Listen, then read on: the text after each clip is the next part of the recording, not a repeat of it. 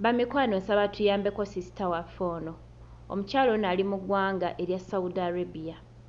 Yantuukiridde olunaku lw'ejjo n'annyinnyonnyola nga ow'omulaba yabadde annyinyonnyola nga ndaga olubuto nga ye lwazimba nga ŋŋamba alina obulumi bungi nnyo awulira omuliro mu lubuto. Nengezaako leero okwogerezaganya ne mukama we mmanye ddala kiki kuba omukyala yangambye baamututteko mu ddwaliro ndoze ennaku nga 3 emabega.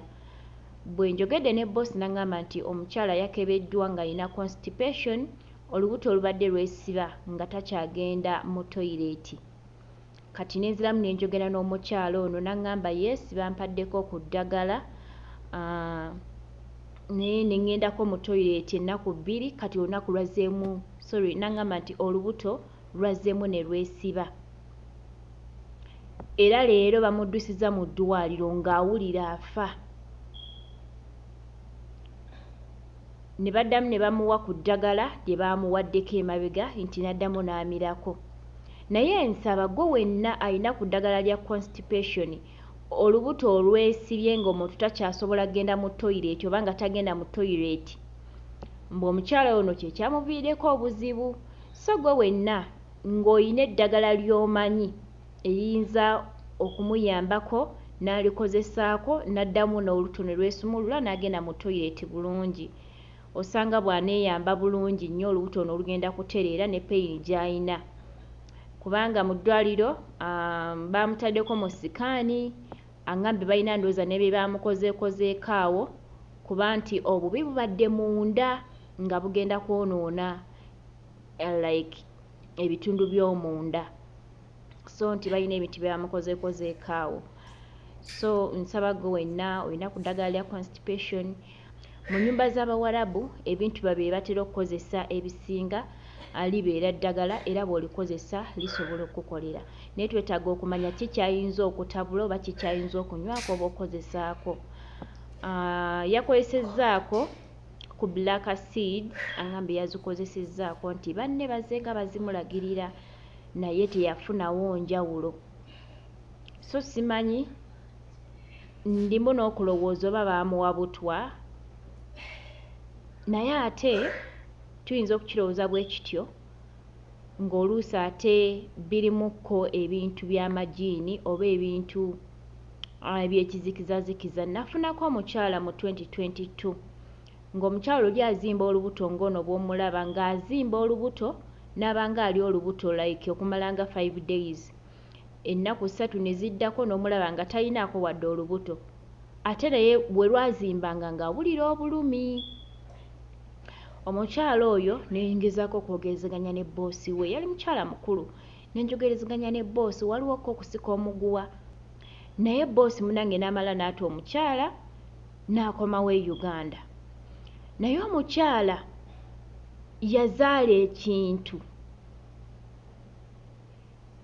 oba nkiyite abakyala baali bazaddeko mumanyi ogwe bagamba nti ye mwana owookubiri, gwe bayite omwana owookubiri oyo. Omukyala yazaala ekintu ate nno nga amaze mu Uganda emyezi nga3. Ekintu kyasigala kimuluma kozi tayimu kemu nga ŋŋamba nkubuulire madamu Magi ekintu kinnyoola okuva mu lubuto ne kyambuka ku mutima. Mpulira nfa ng'ekintu kimunyoola. Naye kozi wayitawo ndowooza myezi gyalinga 2 ku 3 ng'ali mu Uganda nga kikyamuluma bwe kityo. Lunaku lwakyalumu n'aŋŋamba yafunyeeko ku ddagala, ndowooza lwe yamuwa ku ddagala n'akozesaako, naye olubuto lwamuluma ng'omukyala bw'aluma olubuto olw'okuzaala. N'aŋŋamba ekintu kyannyola nga mwana yennyini. N'asindika ekintu nga bw'osindika omwana n'akikuba wali. Yansindikira ekintu ne neewuunya mu butuufu oli omwana yali waakufa. Mukyala yali agenda kufa, ekintu kyali kigenda kumutta. Kintu kyali kigenda kumutta naye nga yakifunira Saudi Arabia eyo era tetuba kumurescuinga. Omukyala ali waakufa. So wensabira naawe ayina essaala ng'osobola okusabira omukyalo ono essaala ebigambo ne biba 3 4 5 osobola omuteekako mu ssaala zo tumusabire ate n'abayina ku ddagala nammwe mutuweko ku ddagala asobole okuba nti abifumbafumbako mu nnyumba y'omuwarabu oba abitabulako abe ng'anywako ate nga bwakozesaako ne ku ddagala lye bamuwadde mu ddwaliro. So tuyinza okugamba nti constipation ng'oluusi bba abasawo kye balabye naye ate sitaani nti tumumanyi basawo basobola olaba ekirala ng'ate n'omwana ekimuluma kirala. So essaala yo egenda kukola kinene nnyo naawe agenda otulagirako ku ddagala kigenda kukola bulungi nnyo.